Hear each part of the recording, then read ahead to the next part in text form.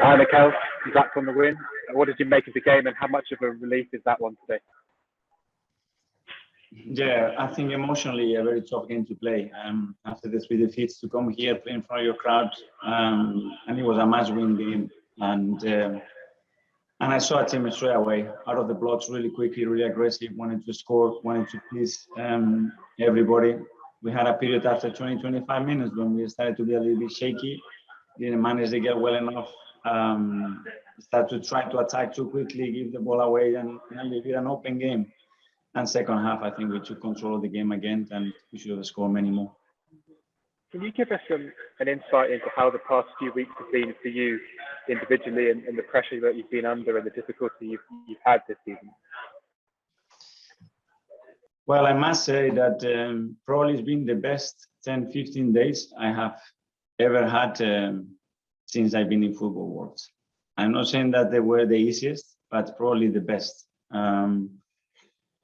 Because you have to find a purpose why you do what you do and why you have made a decision to be a football player, a coach, and all made sense and glide together in the last week or so.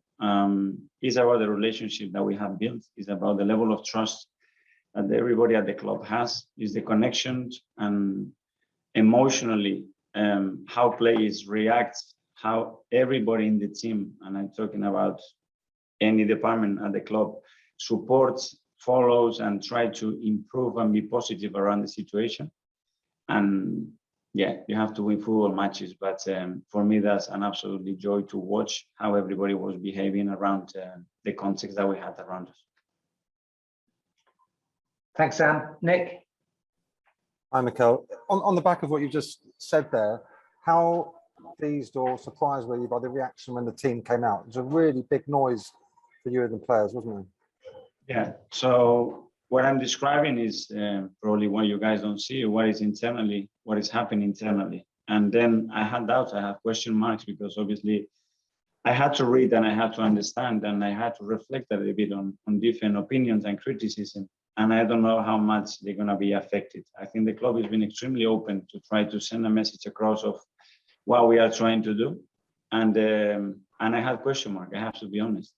But I just saw an incredible fans trying to inspire a team, trying to tell them we are ready to suffer with you and we're going to support you. And it doesn't matter, the rest, it doesn't matter. And I'm extremely grateful. I got pretty emotional to see that, because I think it's pretty difficult to see in football, and people maybe are expecting something, or they want to go in other routes and try to transmit hate or whatever. And it wasn't the case at all. So thank you so much. And at the end, some of them were singing, "We are staying up." Do you think that was funny? I didn't hear that, but it was done in the funny way. It's you have to accept it. Okay, cheers, Mikel. James? Hi, Mikel.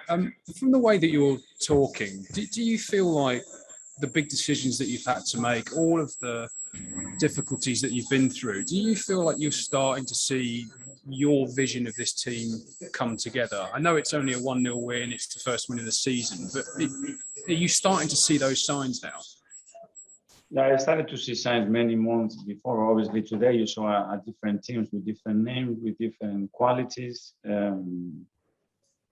just different. And we want to change things, we want to improve things, and we know what we want to get. And today was just another step, I think. You selected Aaron Ramsdale in goal. Could you just talk a little bit about his performance, and is he now your number one?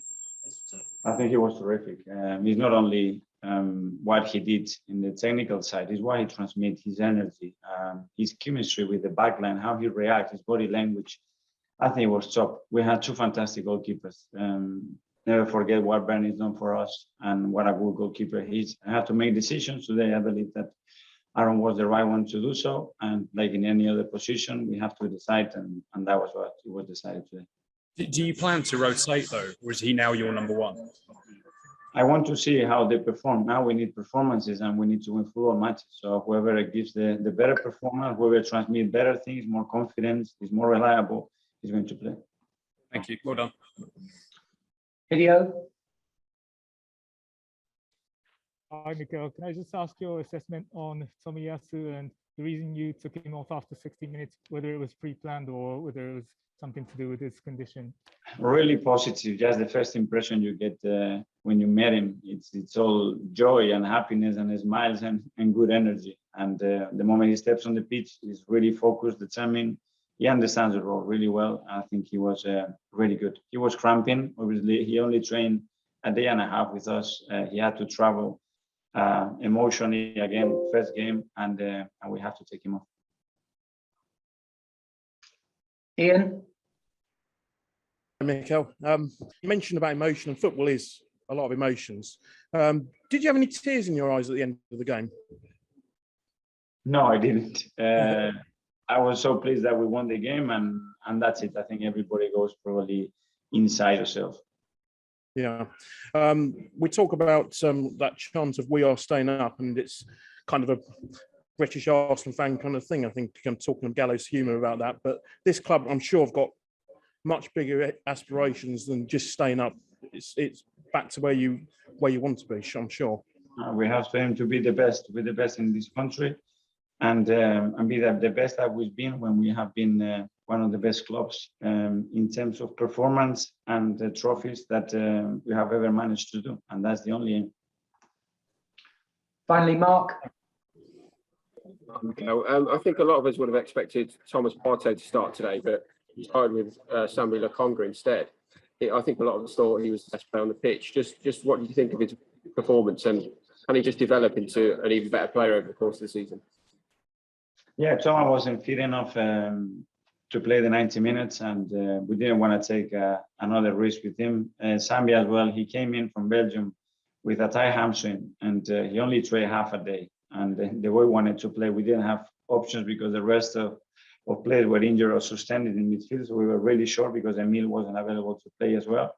And he made a big effort to stay here. And that's one of the reasons when I'm telling you how much these boys want to do it. And nobody is hiding in difficult moments. They just want to put the body over the line. These two are a good example. And we'll just do a couple for a split 10:30 Sunday night.